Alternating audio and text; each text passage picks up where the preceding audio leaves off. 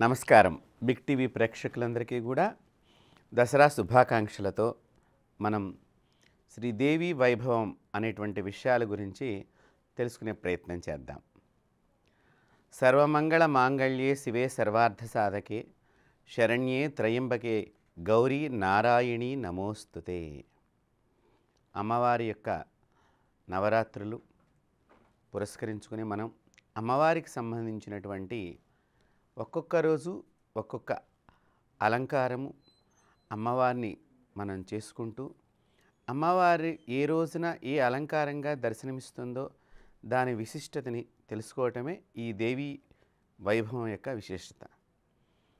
అలాంటి గొప్పదైనటువంటి అమ్మవారికి సంబంధించినటువంటి అనేక ముఖ్య విషయాలని మన బిగ్ టీవీ ప్రేక్షకులందరికీ కూడా ఇక్కడ తెలియచేస్తున్నాం.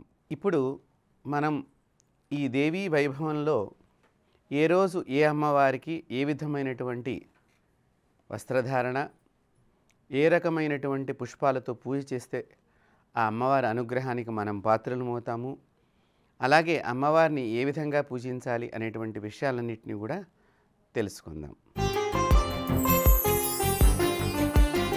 అమ్మవారి యొక్క అలంకారము శ్రీమత్ రాజరాజేశ్వరి. శ్రీమత్ రాజరాజేశ్వరి పేరులోనే ఉంది కదండి.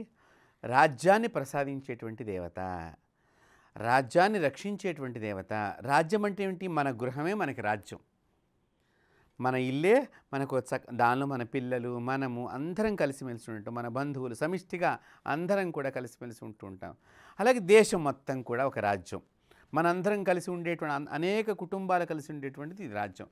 కాబట్టి రాజేమో ఈ రాజ్యమంతా బాగుండాలి, నా రాజ్యం బాగుండాలి, నేను మంచిగా పరిపాలన చేయాలని కోరుకుని పూజిస్తాడు ఆ అమ్మవారిని. ఈ అమ్మవారు రాజరాజేశ్వరి చక్కని చిలకాకు పచ్చ రంగు చీర కట్టుకుంటుందటండి. మీరు బాగా చూస్తే ఇదివరకు పూర్వకాలంలో ఈ చిలకాకు పచ్చ రంగు పరికిణి జాకెట్ అంతా వేసుకుని చిన్న చిన్న అమ్మవార్ల కింద తిరుగుతూ ఉంటే ఆడపిల్లల ఇంట్లో ఎంత అందంగా కనిపిస్తూ ఉండేవాళ్ళు అమ్మవారు చక్కగా. అలాంటిది ఈ చిలకాకు పచ్చ రంగు పింకు రంగు కింద బోర్డర్గా ఉండి ఈ అమ్మవారు ధరిస్తుంది. ఈవిడు కూడా చెరుకుగడ, పుష్పగుచ్చము, లక్ష్మీ సరస్వతులు ఈ అమ్మవారికి అటు ఇటు మనకి దర్శనమిస్తారు. శ్రీచక్ర నిలయ, శ్రీమత్ త్రిపుర సుందరి, శ్రీ శివ శక్యైక రూపిణి లలితాంబిక అనేటువంటి నామాన్ని ఈవిడి గనక మనం బాగా జపం చేసినట్లయితే మన ఇంట్లో ఈ అమ్మవారు తిష్ట వేసుకుంటుంది. అంటే ఏంటి? శాశ్వతంగా ఉంటుంది అనేటువంటి భావన ఇక్కడ. ఈ అమ్మవారికి కూడా అనేక రకాలైనటువంటి మధుర ప్రసాదాలు, పిండి వంటలు సమస్తము కూడా నైవేద్యం చేయవచ్చు. మనం కూడా ఈ రాజరాజేశ్వరి మంత్రాన్ని మనం జపం చేసినట్లయితే, అంటే పంచదశి షోడశి అనే మంత్రాలు ఉంటాయి, అవి గురువు ద్వారా మాత్రమే స్వీకరించాలి. మనకి ఇప్పుడు శ్రీ రాజరాజేశ్వరి దేవి అయి నమః లేకపోతే శ్రీ రాజరాజేశ్వరి దేవి అయి నమః అనేటువంటి మంత్రాన్ని మీరు ప్రతిరోజు కనుక జపం చేసినట్లయితే ఆ పరదేవత యొక్క అనుగ్రహానికి పాత్రులవుతారు. ఈ రాజరాజేశ్వరి ఏం చేస్తుంది అంటే ఇంటి లోపల సుఖాన్ని ప్రసాదించేటువంటి దేవత. ఎందుకంటే 9 రోజులు అమ్మవారు యుద్ధం చేసుకుంటూ ఒక్కొక్క రోజు ఒక్కొక్క భాగంగా యుద్ధం చేసుకుంటూ వచ్చింది. ఈ తీవ్రమైనటువంటి అమ్మవారిని నేను ఇందాక చెప్పాను కదా, ఆ తీవ్ర దేవత ఎప్పుడైతే అయ్యో నా భర్తను నేను తొక్కేశాను, నా పిల్లల్ని నేను సంహరించుకునే స్థితికి వెళ్ళిపోయానా, ఇంత క్రోధానికి పెరిగిపోయిన చీచి అమ్మ అంటే ఇలా కాదు, పిల్లలందరినీ దగ్గర తీసుకునేటువంటి దేవత అని అప్పుడు ఆవిడ శ్రీమత్ సింహాసనేశ్వరి, ఆ సింహాసనంలో ఎలా దర్శనమిచ్చిందండి? శ్రీమాతగా, శ్రీ రాజరాజేశ్వరి దేవిగా దర్శనమిచ్చింది. శ్రీచక్ర సంచారిణి.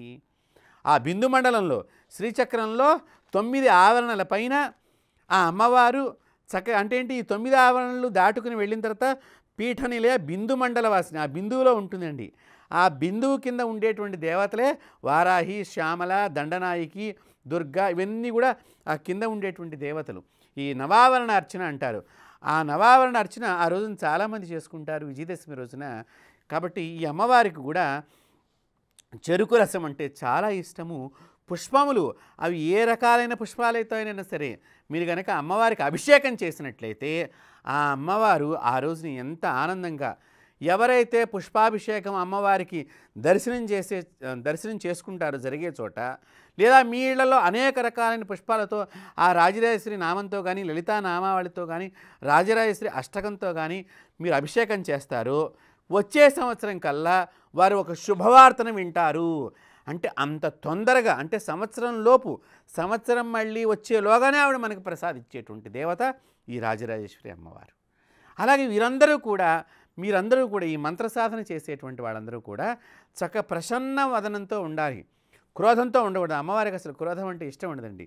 చాలా ప్రసన్నంగా, ఇప్పుడు నేను ఎలా మీతో ఆనందంగా చెప్తున్నాను అమ్మవారి విషయాలు, ఆ మాదిరిగా మీరు కూడా ఆనందంగా, నాకైతే మీకు చెప్తుంటే నాకు అమ్మవారు ఎదురుగుండా దర్శనం ఇస్తూనే ఉన్నది, అంత ఆనందం పొందుతున్నాను. కాబట్టి ఆ మాదిరిగా ఆనందంగా మీరు అమ్మవారి సాధన కనుక చేసినట్లయితే ఆ విజయదశమి రోజున అమ్మవారికి ఇంకా సెమీ వృక్షం అంటే బాగా ఇష్టం.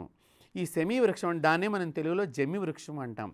ఈ జమ్మి వృక్షం ఎందుకు అంటే, జమ్మి వృక్షము యొక్క గొప్ప విశిష్టత చెప్తున్నాను. బిగ్ టీవీ ప్రేక్షకులు ఇంతవరకు మీరందరూ ఏ ఛానల్లోనూ చూసి ఉండరు, అలాంటి విషయాన్ని ఇక్కడ చెప్తున్నా నేను. ఇది ఎడారిలో పెరిగేటువంటి వృక్షము. ఈ జమ్మి చెట్టు ఎక్కడైతే ఉన్నదో అక్కడ నీరు ఉన్నట్లు లెక్క. జమ్మిటండి మొత్తం చుట్టుపక్కల నీరు ఎక్కడున్నా కానీ దాని వైపుకి లాక్కుంటుందిటండి. ఆ లాక్కుంటం మూలకంగా ఇది శ్మశానంలో ఎక్కువగా పెరిగేటువంటి చెట్టు కింద కూడా చెప్పబడుతుంది. అందుకనే పాండవులు వారి ఆయుధాలని అప్పట్లో అరణ్యవాసం చేయాల్సి వచ్చినప్పుడు, పెద్ద పెద్ద ఆయుధాలు కదండి, సర్వశక్తి చైతన్యమైనటువంటి ఆయుధాలు, ఆయుధం కూడా మాట్లాడుతుంది వాళ్ళతో, పాండవులతో. అంత గొప్పటి ఆయుధాలు అవి. సర్వదేవతల్ని పూజ చేసేటువంటి ఋషులు, ఋషిపుంగవులు, మహా గొప్ప ఋషులందరూ కూడా ఆ ఆయుధాలన్నిటికి కూడా పూజ చేసి పంచపాండవులు సమర్పణ చేశారు వాళ్ళు. మీరు లోక కళ్యాణం చేయండి, ధర్మాన్ని నిలపండి అని చెప్పి ఈ జమ్మి చెట్టు మీద పెడతారు.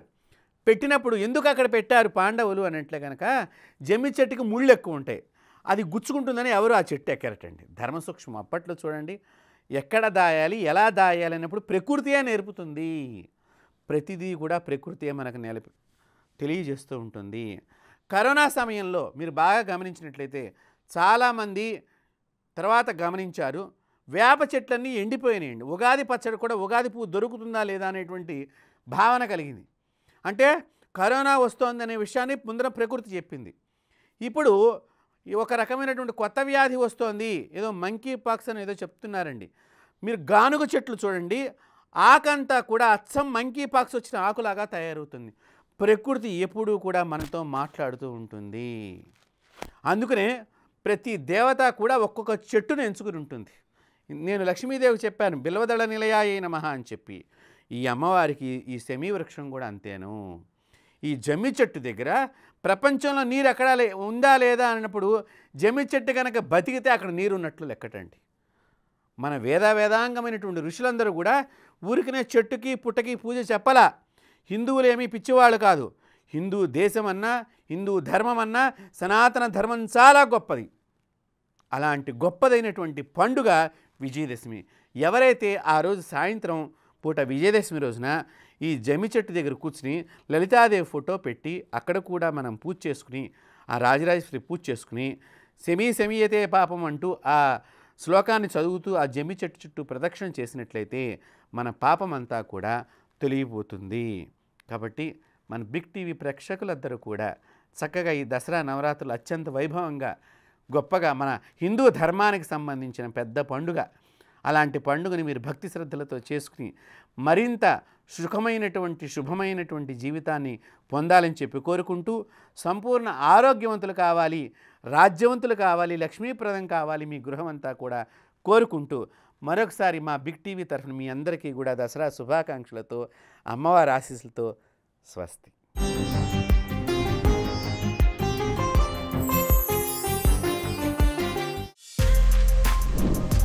For more videos like this, subscribe Big TV channel.